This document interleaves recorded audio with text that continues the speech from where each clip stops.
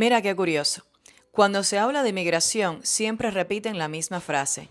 Biden tenía mayoría y no hizo nada. Y después le añaden el otro mito. Biden podía arreglar los I-220A con un plumazo y devolver pies secos y pies mojados. Si has escuchado eso antes, quédate aquí para que ya te desengañes totalmente. Todo eso suena bien, hasta que entiendes cómo funciona realmente este país.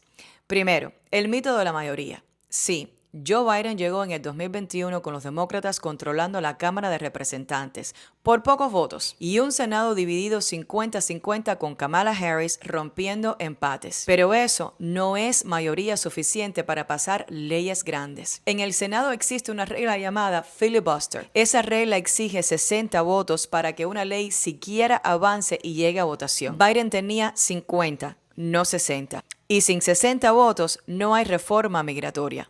Punto. Ahora vamos al I-220A. El I-220A no es parol, no es admisión legal. Es una liberación bajo supervisión mientras el caso sigue en corte. Y la ley migratoria es clara. Sin admisión o sin parol, no hay ajuste de estatus. Un presidente no puede cambiar eso con una firma. Si Biden intentaba convertir los I-220A en parol por orden ejecutiva, un juez federal lo bloqueaba en días. Y eso ya ha pasado con otras políticas. Ahora vamos al otro mito grande. Pies secos y pies mojados. Mucha gente dice que Biden podía haberlo puesto para atrás como si nada. No. Pies secos y pies mojados fue eliminado completo en el 2017. No solo pies mojados, todo el programa. Era una política de otro momento histórico, ligada a la Guerra Fría y acuerdos diplomáticos que ya no existen hoy. Traer eso de vuelta no era firmar un papel. Habría creado trato preferencial por nacionalidad, demandas inmediatas, bloqueos judiciales y además no resolvía automáticamente el problema del I-220A.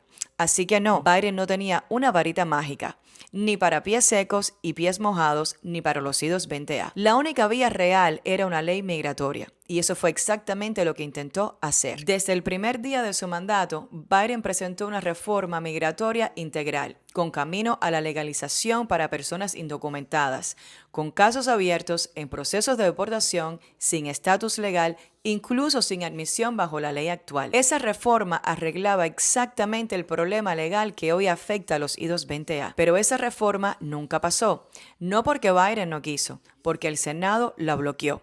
Y aquí es donde hay que decir nombres. En la Cámara de Representantes, congresistas latinos de Florida como María Elvira Salazar, Carlos Jiménez y Mario Díaz-Balart se opusieron públicamente a la reforma migratoria impulsada por Biden. No la apoyaron, no la defendieron y no presionaron a su partido para que avanzara. Y es importante aclarar esto. Ellos no tuvieron que votar en contra, porque la reforma nunca llegó a votación. Y nunca llegó a votación porque el bloqueo ocurrió antes, en el Senado. Ahí es donde entran los primeros 41 votos necesarios para impedir que se alcanzaran los 60. Senadores republicanos como Marco Rubio y Ted Cruz fueron parte de ese bloque, que aseguró que la reforma no avanzara. Y aquí va un dato histórico que muchos prefieren olvidar. Marco Rubio, años antes que Obama eliminara pies secos y pies mojados, ya había dicho públicamente que esa política debía eliminarse e incluso había cuestionado el trato preferencial a los cubanos y la ley de ajuste cubano. O sea,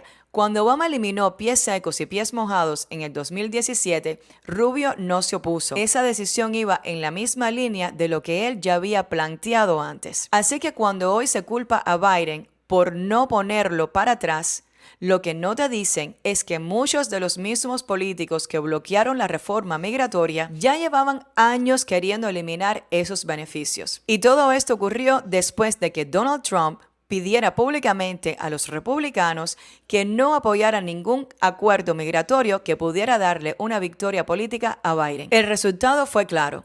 El Senado bloqueó, la Cámara nunca votó y millones de inmigrantes se quedaron sin una solución legal. Así que no, la migración no murió en la Casa Blanca, murió en el Senado, por el filibuster, por falta de 60 votos y por decisiones políticas de los que prefirieron bloquear antes que legislar. Eso no es opinión, eso es como funciona Estados Unidos. Por favor, compártelo para que más personas se enteren de la realidad y paren de desinformar a la comunidad de nosotros, porque cuando vayan a votar es importante que entiendan a quién están eligiendo, si son enemigos o son amigos. Chaito.